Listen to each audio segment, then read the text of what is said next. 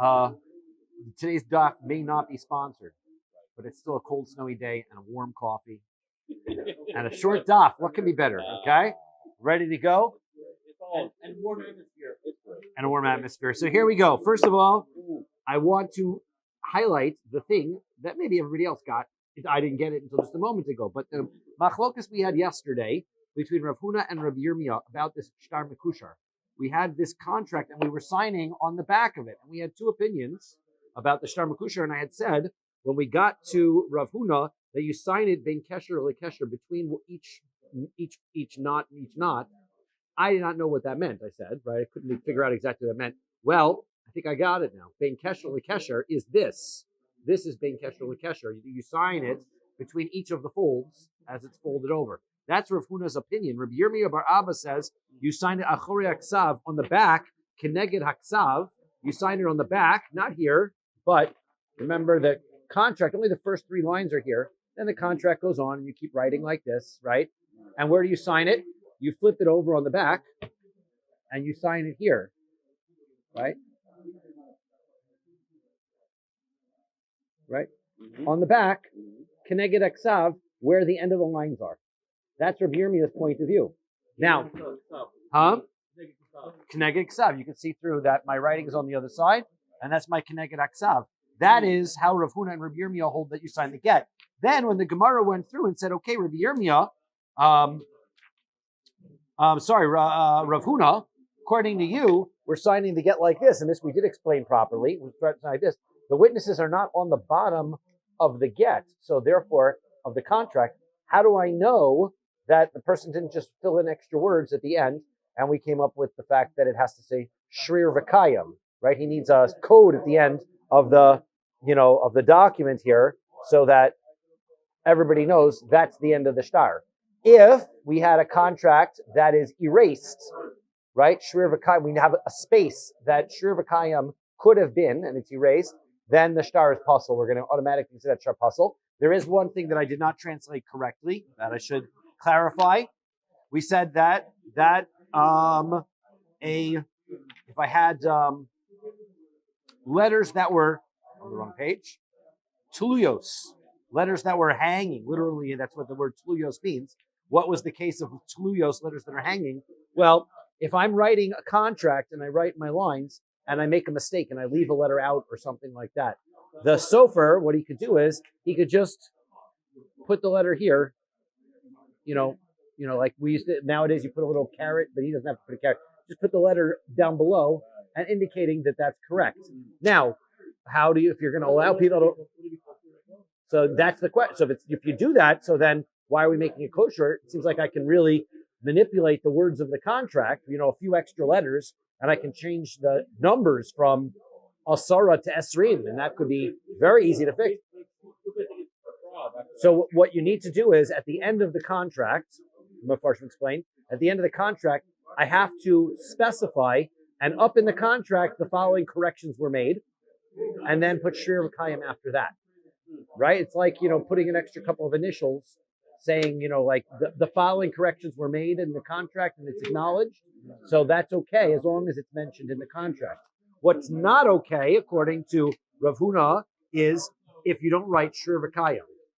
That's critical, because the witnesses are up here. If you don't put Shrir V'Kayim in this contract, then you have no way of knowing that that's the end of it. Okay, so that's good? Yeah. So that is the viewpoint of Rav Huna yesterday, right? And my pages keep flipping on me, so I get lost here. Okay.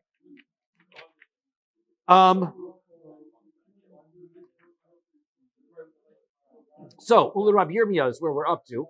Ula Rabbi Yirmiyah on the third line. Ula Rabbi Yirmiyah bar Abba. Now the other viewpoint is Rabbi Yirmiyah bar Abba. Rabbi Yirmiyah bar Abba. This I don't know why I did not get this, but he's the one who holds. We're signing on the back. Keneged Aksav. We're writing on the back opposite the writing. So he does not need, right? Dahmer, he says Achori Aksav u Keneged Aksav mi b'chutz. We're going to sign this document on the back of the document opposite the writing. So we should, we're not going to need to write Shrir V'Kayim. Why? Because I know where that contract ends. How do I know where the contract ends? Because that's where the last signature is, right? That's where the contract ends. If I go on this side and I have an extra line now, and I go, whoa, there's an extra line past your witness, then that I'm going to know that line is no good, right? So he says, okay. So then, according to Rabbi Yirmiyah bar Abba, there's a way I can have a forgery. And how do I do that? Maybe Dilma ksiv mi gavai my deboy. Maybe the guy decided that he wants to write more on the end of the contract, right? He's going to fill in some extra stuff at the end of the contract. Umachdim sadi yiseri me abaroi. And what he does is he gets an extra witness to sign the back. Now, you only need how many witnesses for this? 3, right? You need 3. So, this is going to be Chaim, and this is going to be Levi, easy names, right? So I've got my 3 witnesses, right? And now there's an extra line. Well, if I want to, I can get another witness, right? And this is going to be my witness, Moshe. And now, looks very valid to me. It's on the same opposite the last line again. In fact, this last witness doesn't have to be verified. Why? I only need 3 witnesses.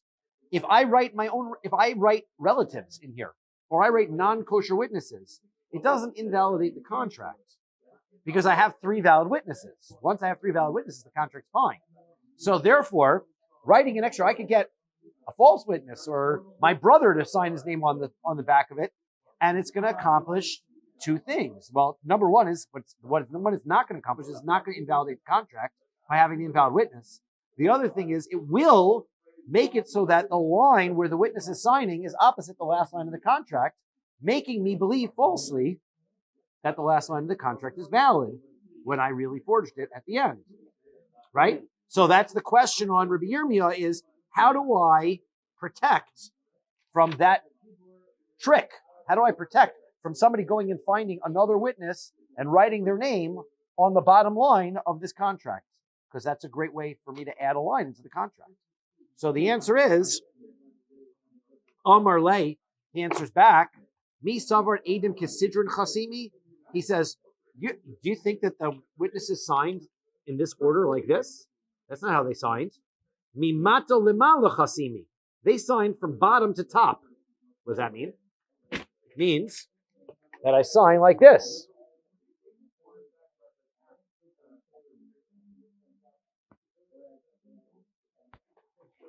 Bottom to top.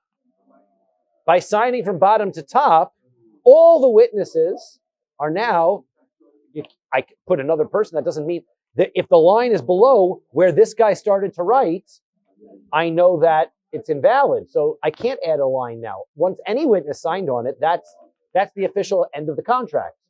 So that solves that problem. Okay? So I'm going to be able to sign it like this. Moshe David, I think that the art scroll has a picture of it right there. Right? So that's what you're going to do. So Velechush, but there's another problem. Maybe Velechush, let's get worried. Dilma misramya reusei b'shita achrona.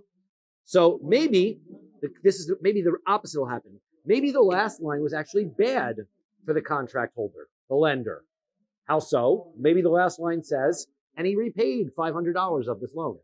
Or, right, that could be something he says. Or this is contingent on the fact that so-and-so does another favor for him. And the guy who owns the contract wants that last line eliminated. So what does he do? Maybe there's something bad in the contract on the last line. The guy is leilishita achrona. So what is he going to do? He just simply tears off the last line, and therefore he now has no last line. He just saved himself $500. Right? Okay. And now, but wait a second. If he tears off the last line, is he going to tear off the name of the witness along with it? So he says, even if he tears off the first name of the witness, that's not going to invalidate the contract because the gayes le Ruvain bahadeh, he's going to peel off the word Ruvain. The name that he's using is Ruvain ben Yaakov in the Gemara. Ruvain is the name Ruvain. The first name is going to get peeled off, But umiskasher, it'll still be a kosher contract with the Ben Yaakov aid. All he'll have left, in my example, I wrote Ben David aid, is he'll have the son of David in aid, or the son of Yaakov in aid. That by itself, is that kosher? He doesn't have his first name? It's not. Yes, it is. Because the Mishnah says, Ben Ish Ploni aid, if somebody signs their name on a contract and doesn't use their first name, all they write is the son of so-and-so, witness, kosher. So that's the answer. You do not need to put your full name down. That's what this is teaching us. The Mishnah says a signature on a contract does not need a full name. All it needs is son of so-and-so, witness. That's right. Right? Now, so the answer is Dechsiv Ruvain ben Bichad Dora Yaakov Aid Alavei. The answer is because they didn't write it like this, Moshe ben David. What they did was that it was written like so. Let's put this back together for a second. Okay. It was written on the bottom line, Yaakov ben, and then here, like so. The words Yaakov and Ben were on the same line together, and the other, his father's name, David Aid, on the other. And when he tears this away, not only does he tear away his first name, but he tears away son of as well. And all that he has left is David Aid, or in the Gemara's case, Yaakov Aid. That sounds, we would presume, that's not going to be kosher. The problem is, that is kosher. And we're going to see. Because, Ditna, so he says, okay, but, so then, Vilechush, let him be worried. Dilma guy is Leila Ruvain Ben. He's going to tear off the bottom line, which has the phrase Ruvain Ben on it. Umiskasher be Yaakov, and then the contract will still be valid, using the phrase Yaakov the witness. Ditznan, as we ordered in a Mishnah. Ish Ploni aid. If somebody writes so-and-so, witness, kosher, that is a valid signature. Deloksiv aid. So the answer is, we don't, in this contract, don't use the word aid. Therefore, all we've got is the word David. David can't be possibly good, right? Okay, Yaakov ben David is it kosher. Ben David might be, but David by itself, right, now that's not going to work. Okay, so that's answer number one. V'ibois ema, or else, I've got another potential answer. Liolam de kosav aid. Really, he does write the word aid. De yad inon ba, de hachasimus yada, lav, de Yaakov hu. So he says, what happens is, they know that this handwriting doesn't belong to Yaakov. Now, how do they know that? The answer is, they look around and there's nobody in this city named Yaakov. Which means that Yaakov did not sign this, not his first name. So therefore, Yaakov is not the witness. So if we see Yaakov on this contract, that is not valid. So even if it says Yaakov aid, even if, right, the first answer was, we didn't write the word aid. Even if we did write the word Yaakov aid, we're talking about a circumstance where there's no other Yaakovs in the city. Therefore, Yaakov aid is an invalid signature. Okay, now, but here's a solution though. V'dilma b'shmei da'avu achasam. So maybe a person decided that he was going to sign using his father's name. He was referring to himself, but he goes by his father's name. Is that acceptable? So the answer is no. Because lo shavik inish shmei didei v'chasam b'shmei da'avua. Nobody doesn't use their own name and uses their father's name instead. Therefore, that's not valid as a signature for a witness. Can't do that. V'dilma simona b'yamahu deshavye. Well, maybe his father's name is his, what we call it, it's like a signature, but it's more like a symbol, right? In the olden days, and we still, I guess people could do it, people wouldn't sign their names all the time. Sometimes they would write a symbol that represented them, right? So, for example, Rav Tzair Kavra. Rav, when he wanted to write his name, would draw a fish. And I thought maybe he's a fisherman, but the Rashbam says he liked to eat fish. right? Everybody knew he really liked, yes, right? Rav liked fish, and so therefore his signature was just a picture of a fish. When you'd see a fish on the bottom of the contract, that was Rav. Rav Chanina Tzayer Charusa. Rav Chanina would do a palm branch. Rav Chisda would draw samich, just the letter samich. That was his, because he was Rav Chisda, so the samich is in his name, so he just drew the samich. It probably had to be some kind of elaborate samich. I don't think like just a plain samich, right? It's a good question. He just says, let's see what he says. Charusa Charius shel dekov anofim hayatzar b'makom chasimus. That's why he did that. I don't know. Maybe he liked vacationing in warm places. I don't know. It's a good question, right? Don't dates grow on palm trees? Dates grow on palm trees, yeah. Maybe like dates. Rav Hoshaya used to put an ayin. Rava Baravuna Makusa. Rav Huna used to put a mast of a ship. Now, that's confusing to me. Masts are just the straight posts, right?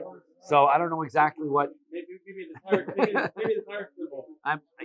He says a mast of a ship. So I don't know. Maybe he had the cross rigging or something to it. It must have been elaborate of some way. People reckon the bottom line is it's a symbol that can take the place of a name, and it's usable in a contract because it's recognizable.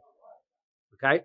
So the question is, when he writes his father's name, maybe that's how he's identifying himself. He's not writing his father's name to replace his own. That is his symbol. So the answer is, Lo chotzif inish l'shavli l'shmei davua simona. Nobody has the chutzpah to be so disrespectful as to make the symbol of their name their father's name. People would not. Now, that probably comes to the halacha about the ability to use your father's name, right? You're not allowed as a halacha. You're not allowed to say your father's name, right? So that is a big question. What happens if you're the gabbai and you have to give your father an aliyah, right? And you call your father by his name? So some gabbayim I've seen have the custom to not say their father's name, and they call up Avi Mori Ben and his father's name. They actually will not say their father's name.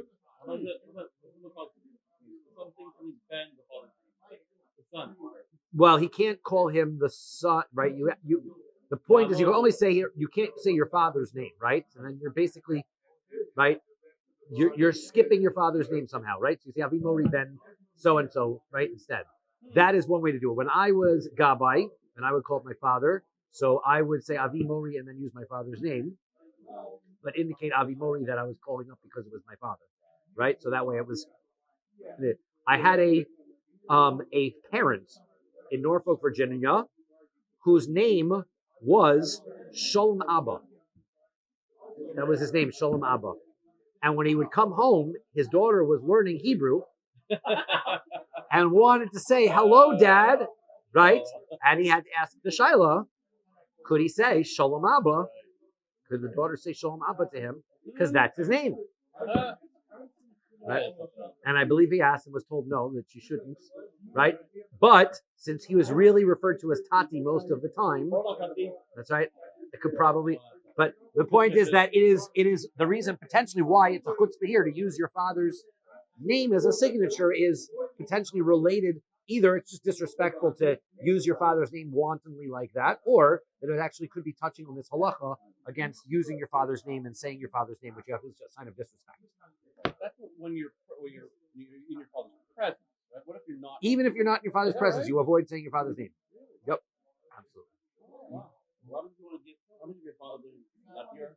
And the guy wants to know your father's name. That you seem to be able to do, right? And in fact, as your witness, there wasn't a problem signing my witness, Mordechai Yeshua ben Chaim, aid, right? That wouldn't be a problem, right? I can use my father's name for that. But to actually say my father's name Ben, right? Okay, so now, Mar Zutra Omar, Lama Lecha Kulei Hai. He says, why do you have to have such an involved answer? Why do you need to have such a concerning answer? Maybe Kol Mekusha She'in Edav Kolin B'Shita Achas Puzzle. He says it's very simple. The way that you know if a contract the last line was torn out is that every one of the witnesses have to sign starting from the same place. There's no indentation of the second person. Therefore, if it happens to be that every single one of the three witnesses on this contract have no first name, that should call attention to the fact that something strange is going on here. It'll be one thing if the first name of one of the witnesses is missing, but if the first name of all of the witnesses is missing, then somebody probably did something fishy.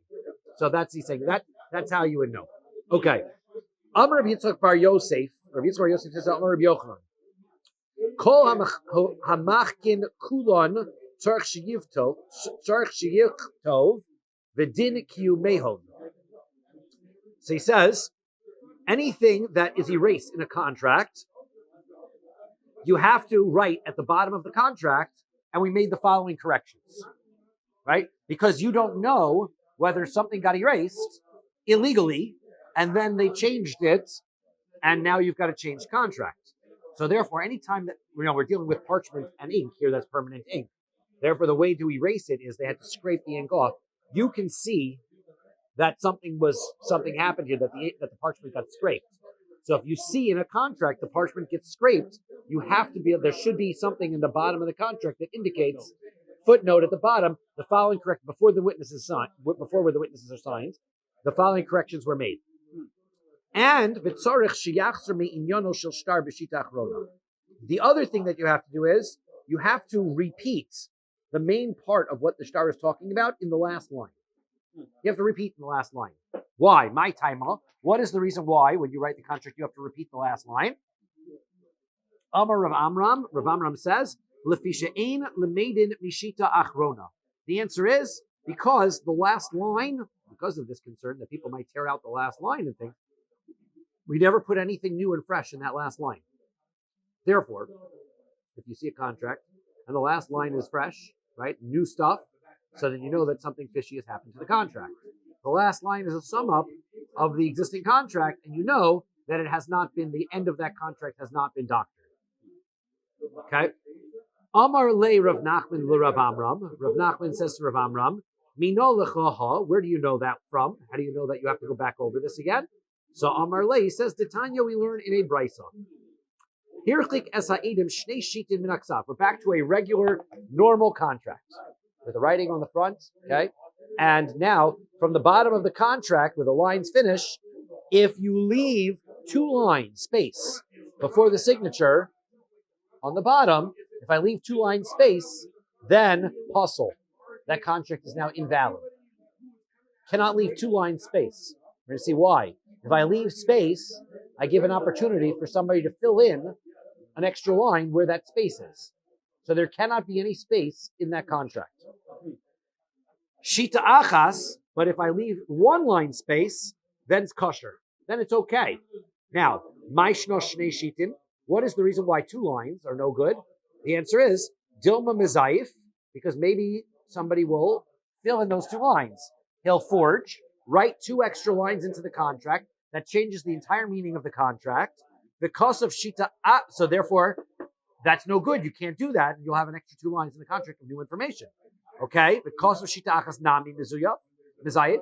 What about if you leave 1 extra line? So you'll also have a forgery, right? He can also change the nature of the contract with 1 line. So the answer is because of, he says, Ella lav shmamina ein lemeid mishita achrona shmamina. The answer is because the last line can never have anything new in it. Therefore, if all you do is you leave over 1 line space, you're safe. Because if the guy writes something brand new into that line that wasn't in the contract before, you're going to know it's a forgery. Therefore, you're not concerned. However, if you leave 2 lines, that gives the guy enough space to write 1 new thing and then an old thing, and you could get away with it. Okay. Koch Samach Beis, Amad Beis. Iboilu. We asked a fine question. Shita umechtzamai. What would be the halacha if you leave out 1.5 lines? Okay? He said 1 line is no good, 2 lines. Sorry, 1 line is okay, 2 lines is no good. What about 1.5? Okay? So here's what we do. Toshma, we come and we bring our Mishnah as a proof. Bryce as a proof. If you have a space between the contract and the 2 witnesses of 2 lines, it's puzzle, as we said. Which means that by deduction, if 2 lines is puzzle, hashita mechta kosher. 1.5 lines would be kosher because it's not 2 lines. Okay, ema seifa. But then look at the end line. The end says shita achas kosher. 1 line. If you leave over 1 line, then it's kosher, which means shita achas the kosher. 1 line is kosher. Hashita umechta puzzle. 1.5 lines would be puzzle. Ella mehol leka lamashmina. That's therefore this price you can't figure anything out from it. It says one is no good, 2 is good. Doesn't tell you anything about 1.5. Okay, my havi Allah. So the Gemara wants to know. Okay, what was the conclusion? What's the conclusion to this question? Toshma, come listen. The Tanya we learned in a brisa. Hirchik es ha'edim shnei shitim min aksav. Let's say you separate witnesses from the contract by 2 lines. Puzzle, right? Yud is already ahead of us. Next line, next word, puzzle, right? That's going to be invalid. Pachos mikan kosher, but less than that, it's kosher. Therefore, we see clearly 1.5 is kosher. It doesn't say 1 is kosher. It says less than 2 is kosher. Okay? Now, next case. Hayu arba v'chamisha edim chasumin al hashtar. Let's say there are 4 or 5 witnesses on this contract. You needed 3, but this guy went overboard. He got 4 or 5. Okay? V'nimtza echad mehen karov v'posel. Find out that one of the witnesses out of this group of 4 or 5 are a relative or they're invalid for some other reason. Tiskayim edus bishar. The rest of the witnesses can establish this contract. You don't need all of the witnesses to be valid. It's not like other testimony where everybody's got to be valid. If one witness is not valid, you can use the rest of them.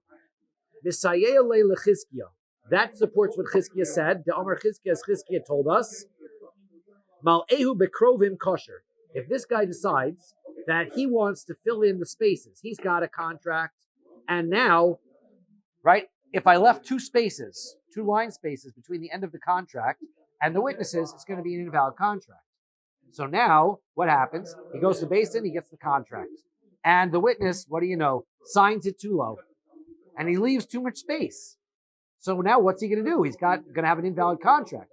So you know what he does? He says to his brother, come over here, sign your name. Fill in the space in between the end of the contract and where the 2 witnesses are, fill in your name. So even though your brother is not a valid witness, Chizkiah says having an invalid witness doesn't invalidate the contract. So therefore, the contract can still be valid with the other 3 witnesses.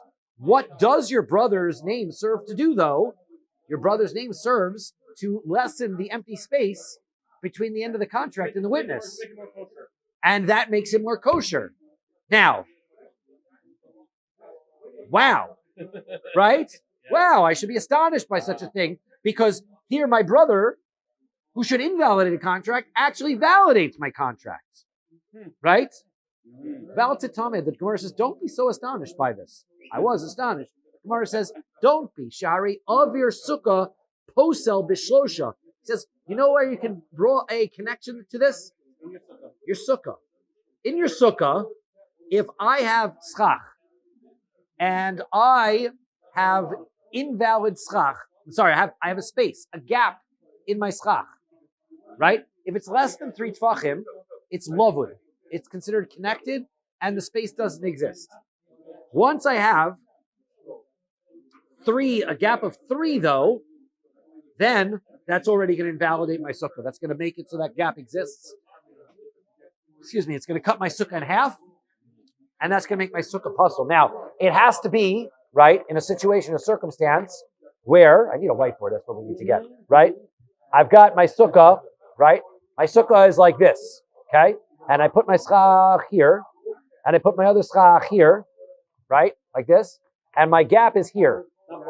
That's not going to be kosher because now that this gets split in half, this little piece here is not a sukkah, this little piece here is not a sukkah. Right? Obviously, if I had a 4th wall, it wouldn't matter. I'd have 2 kosher sukkahs. Right? So that's where this has to be, that this is going to invalidate a sukkah. If I've got a gap of 3 tefachim, it's going to invalidate my sukkah. However, he says, schach posel, if I have non-kosher schach.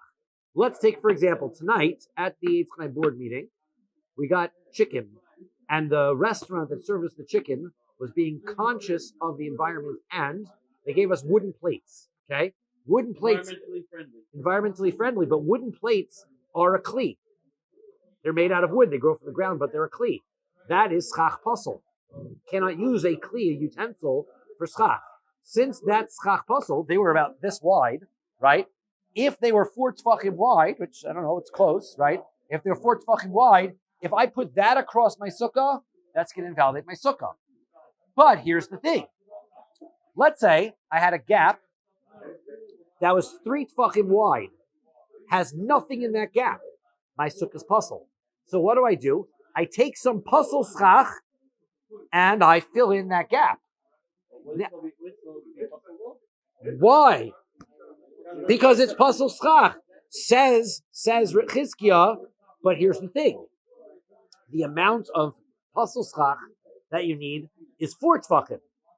Now I only have 3 tefachim of puzzle schach.